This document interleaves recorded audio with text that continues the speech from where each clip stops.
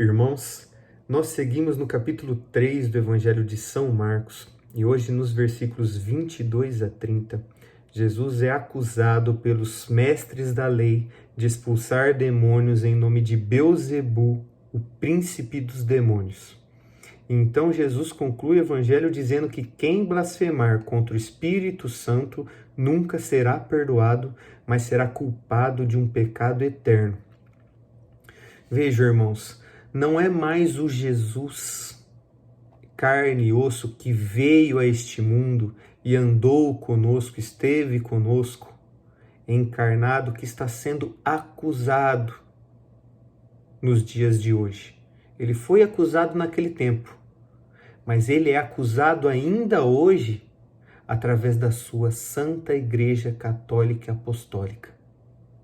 A igreja instituída por Cristo, pelo próprio Cristo, da qual ele é a cabeça e nós somos os membros.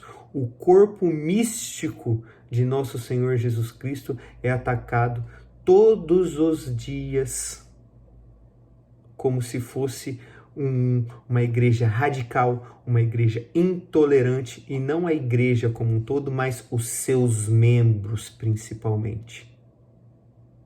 E não precisamos ir muito longe para vermos o quanto somos atacados por seguir o Evangelho, seguir os ensinamentos de Cristo.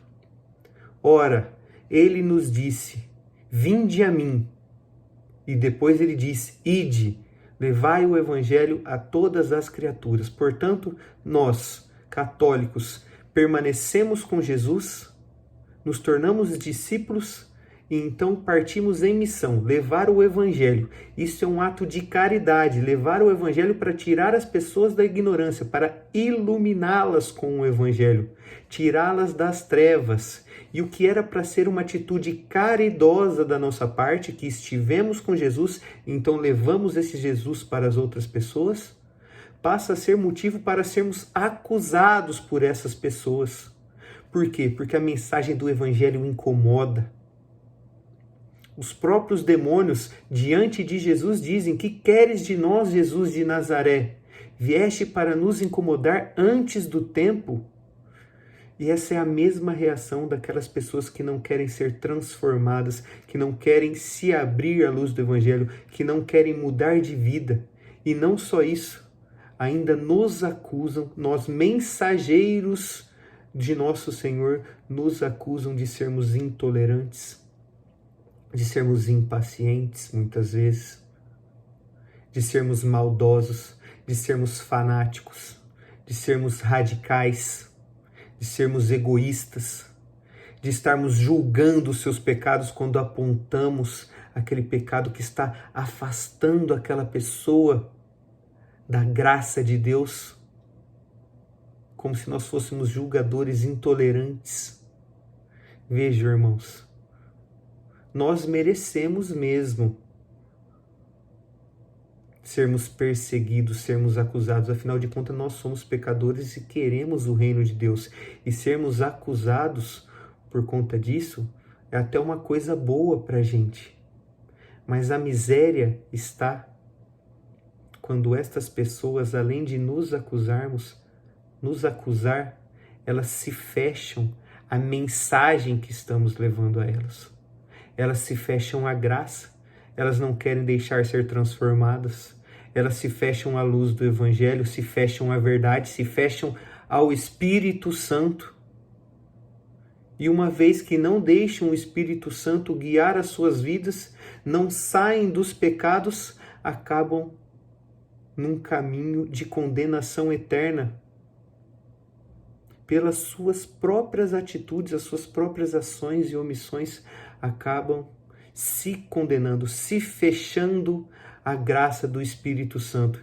E isso é gravíssimo, irmãos.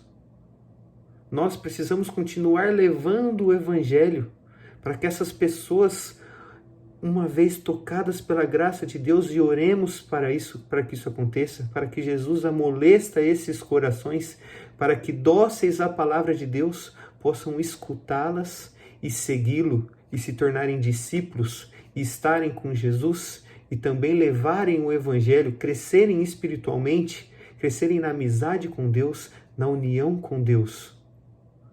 Nós, como mensageiros, precisamos continuar este serviço, essa caridade, e rezarmos para que quem recebe essa palavra possa, dócil, se abrir à vontade de Deus, mudar de vida, deixar o egoísmo de lado e seguir a doutrina, os ensinamentos de uma igreja de 2000 anos, alicerçada sobre a fé dos apóstolos que conviveram, que estiveram junto com o nosso Senhor Jesus Cristo. Portanto, irmãos, oremos por essas pessoas e, uma vez que acusados, nós como igreja, não nos acuemos, mas continuemos a missão e, missionários, possamos converter pessoas, guiando essas pessoas para a luz da verdade, para que se tornem verdadeiros discípulos de nosso Senhor Jesus Cristo. Amém.